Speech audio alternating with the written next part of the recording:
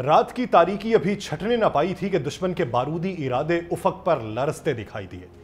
भारत की हालिया जारहाना धमकियां, जिनमें पाकिस्तान को एक और सर्जिकल स्ट्राइक का निशाना बनाने की ललकार थी, गोया दिल्ली के ऐवाने इक्तदार में एक बार फिर जंगी जुनून ने सर उठाया था। लेकिन इस बार इस्लामाबाद की खामोशी कमजोरी नहीं बल्कि एक फौलादी सकूत था। वो सकूत जिसके अकब में फतह सांस ले रहा था। एक ऐसा मिसाइल जो सिर्फ जमीन चीरने की ताकत नहीं रखता बल्कि दुश्मन के गुरूर को राख में बदलने का शऊर भी रखता है। भारत का ख्याल था कि वो अपनी अददी बरतरी, मीडिया प्रोपेगेंडे और सियासी गुरूर से पाकिस्तान को झुका लेगा, मगर वो शायद ये भूल गया था कि पाकिस्तान अब उस दौर से गुजर चुका है जब दिफाई तैयारियां महज कागजी मंसूबों या बैनुल अक़वामी मदद पर मौकूफ थीं। अब मैदान में फतह 1 और उसके बाद आने वाली फतह सीरीज की वो खामोश धार मौजूद है जो काट सकती है, जो दुश्मन की पहली पेशकदमी की खबर GHQ के वार रूम तक पहुंचा सकती है, जो जवाबी हिकमत अमली महज कागज पर नहीं बल्कि फतह के लॉन्चर पहले ही अपनी पोजीशन पर संभाल के दुश्मन को बता सकते हैं। ना इंतजार ना वावेला, सिर्फ एक दुरुस्त हदफ, एक बरक रफ्तार हमला, और वो भी चंद सेकंड्स के अंदर। फतह सीरीज का हदफ जमीन नहीं गुरूर है। दुश्मन की तोपों का रुख कुछ भी हो, पाकिस्तान की हिकमत अमली अब जारहियत को बर्दाश्त नहीं खत्म करने पर मरकूज है।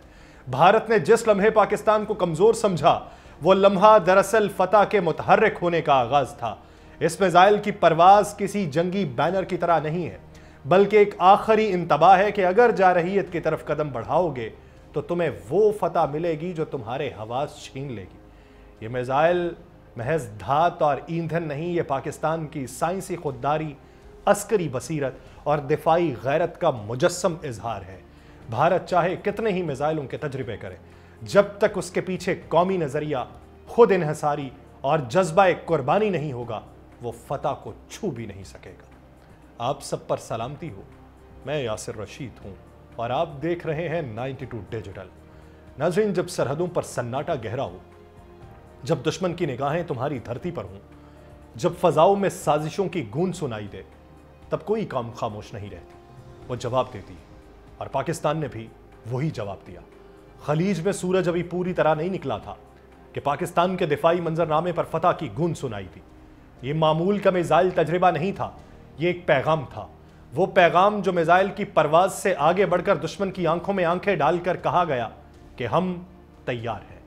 फतह सीरीज का कामयाब तजर्बा, जिसकी मार 120 किलोमीटर तक है, सिर्फ एक टेक्निकल कारनामा नहीं है बल्कि जंगी तैयारी का अमली मुजाहिरा है।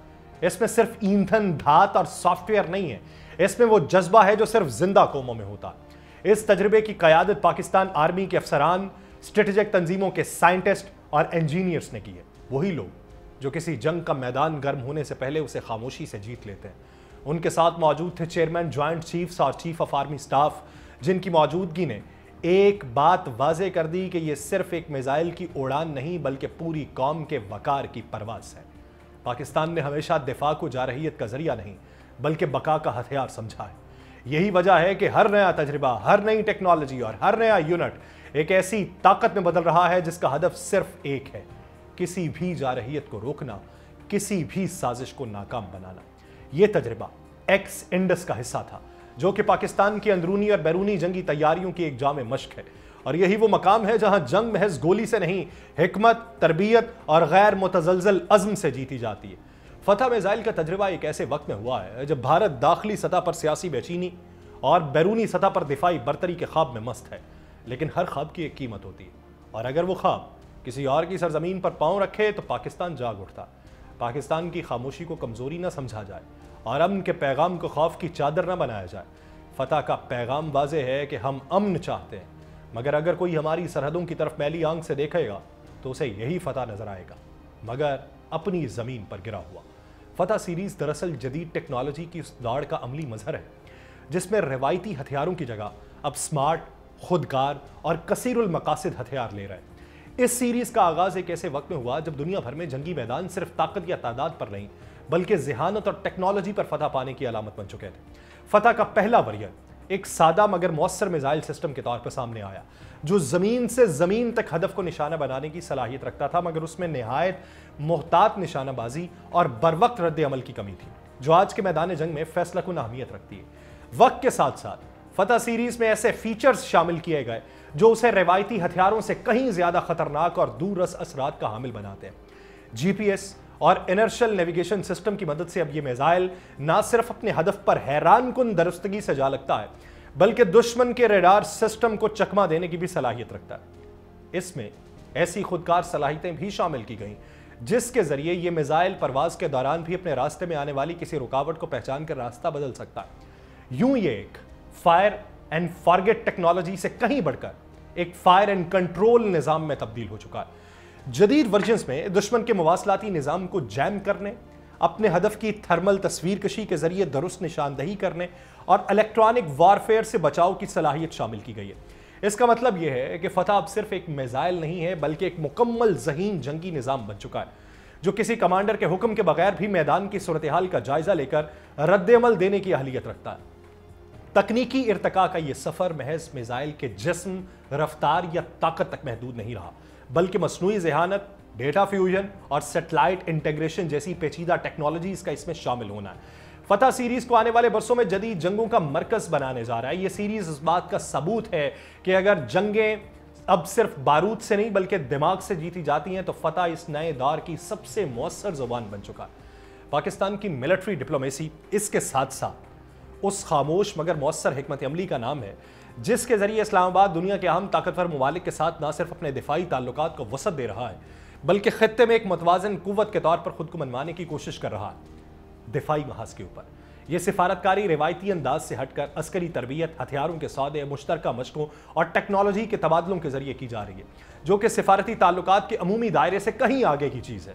ترکی کے ساتھ پاکستان کا عسکری تعاون ایک نئی بلندی کو چھو رہا ہے۔ دونوں ممالک نے نہ صرف مشترکہ جنگی مشقیں کی بلکہ دفاعی ساز و سامان جیسے ملجم T-129 کی بات کریں، جنگی جہازوں کی بات کریں، ہیلی کاپٹرز کے معاہدے جو ہوئے ان تعلقات کو اپنی عملی شکل کے طور پہ دکھایا۔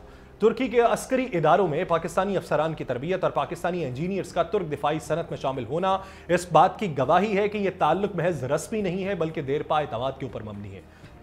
چین کو دیکھیں تو چین کے ساتھ دفاعی شراکت داری اشروں کے اوپر محیط ہے، لیکن حالیہ برسوں میں یہ تعلق ایک نئی جہت میں داخل ہو چکا ہے۔ JF-17 تھنڈر جیسے مشترکہ منصوبے سے لے کر بیجنگ سے حاصل ہونے والی جدید فضائی، سائبر اور میزائل ٹیکنالوجی تک پاکستان نے چینی تعاون کو اپنے دفاعی نظام کی ریڑھ کی ہڈی بنایا اور چین کی بڑھتی ہوئی عالمی کشمکش میں پاکستان کی اہمیت بھی دو چند ہوئی جس کا فائدہ اسلام آباد اپنی دفاعی ضروریات پوری کرنے میں بخوبی اٹھا رہا ہے۔ سعودی عرب کے ساتھ حالیہ فوجی تعلقات میں غیر معمولی گرمجوشی دیکھنے کو ملی۔ پاکستان نہ صرف سعودی افواج کی تربیت میں پیش ہے بلکہ سعودی فوجی مشقوں میں عملی شمولیت بھی رکھتا ہے اور ریکوڈک اور معدنیات جیسے شعبوں میں سرمایہ کاری کے ساتھ ساتھ دونوں ممالک کے عسکری اداروں کے درمیان تعاون کو ایک اسٹریٹجک شراکت داری کی شکل دی جا رہی ہے جس کا مقصد صرف داخلی سلامتی نہیں بلکہ خطے میں طاقت کا توازن بھی ہے۔ ایران کے ساتھ تعلقات تاریخی طور پہ پیچیدہ رہے مگر ملٹری ڈپلومیسی نے اس میدان میں بھی برف پگھلائی۔ بارڈر مینجمنٹ، انسداد دہشت گردی کے معاملات پہ یہ برف پگھلتی ہوئی دکھائی دی اور اسی پر اب فتح میزائل کا تجربہ۔ تو یہ فتح سیریز کا تقابلی جائزہ اگر لینا ہو تو یہ واضح ہوتا ہے کہ پاکستان نے اس میزائل پروگرام کے ذریعے صرف ایک دفاعی صلاحیت نہیں بلکہ ایک اسٹریٹجک برتری بھی حاصل کی ہے جو کئی علاقائی اور عالمی طاقتوں کے ہتھیاروں کے مقابلے میں نمایاں مقام رکھتی ہے۔ بھارت کے پرتھوی اور اگنی میزائل پروگرام سے تقابل کیا جائے تو فتح سیریز اگرچہ رینج میں نسبتاً محدود ہے لیکن درستگی، رفتار اور الیکٹرانک وارفیئر سے بچنے کی صلاحیت میں کہیں زیادہ جدید ہے۔ فتح میزائل خاص طور پہ مختصر فاصلے کی لڑائیوں کے لیے تیار ہوئے جبکہ بھارت کے اگنی میزائل زیادہ تر طویل فاصلے تک وار کرنے کے لیے بنائے گئے مگر ان کی گائیڈنس، ٹیکنالوجی اور لانچ ٹائم فتح کے مقابلے میں نسبتاً پرانے ماڈل کی ہے اور پاکستان نے یہاں کچھ کم مگر مؤثر کا فارمولا اپنایا ہے۔ ہدف کم فاصلے پر ہو مگر حملہ ناقابل خطا ہو، جبکہ اس کی مماثلت جو ہے وہ ایران کے فتح 110 میزائل سے بھی ملتی ہے اور ٹیکنالوجی میں بھی کئی مشابہتیں ہیں، لیکن پاکستانی فتح سیریز کو جس انداز سے جدید نیویگیشن سسٹم، سٹیلتھ پروفائل اور مقامی انٹیگریشن دی گئی ہے وہ ایرانی ورژن سے آگے دکھائی دیتی ہے۔ پاکستان نے اپنی فتح سیریز کو خفیہ رکھ کر صرف ٹیسٹنگ اور آپریشنل تیاری پر فوکس کیا جس کا مطلب یہ تھا کہ یہ نمائش کے لیے نہیں بلکہ اصل جنگ کے لیے ہے اور یہی وہ میدان ہے کہ جس کے اوپر پاکستان برتری حاصل کر چکا ہے اور یہی برتری اب دوسری سطح پہ جا کے भारत के लिए परेशानी का बायस बनी हुई है। फतह के जदीद मॉडल्स जो हैं वो बनाए जा रहे हैं, इसलिए अगर आलमी मैदान में इसके मुकम्मल हमपल्ला ना कहीं है तो इसे एक ज़रूरी टेक्टिकल इक्वलाइज़र ज़रूर समझा जाता है, ख़ास तौर पे जनूबी एशिया के मैदान में। अब आप देख लें कि फतह के ऊपर किस शहर को टारगेट पे रखना है। जारहियत की तो इधर से फतह का नारा लगेगा और फतह ही उड़ेगा। मुझे दीजिए इजाज़त, अल्लाह निगहबान।